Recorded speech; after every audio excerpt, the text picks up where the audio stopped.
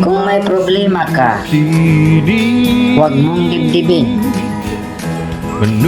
Ipalabas mo lahat yan.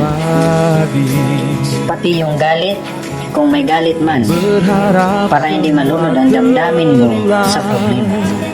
At hindi matabunan ng galit ang dibdib. Isa itong tips para sa iyo, para hindi mawala ang kagandahan at kagwapuhan mo. Hayaan mo ang problema na mamumroblema sa iyo. Kung mamatay siya sa kaproblema sa iyo, hindi wow, mamamatay ang problema. Tapos na ang problema mo. Huwag kalimutang mag-like at mag-follow sa video na to. Ang inyong lingkod, Boss GM. Mat salam.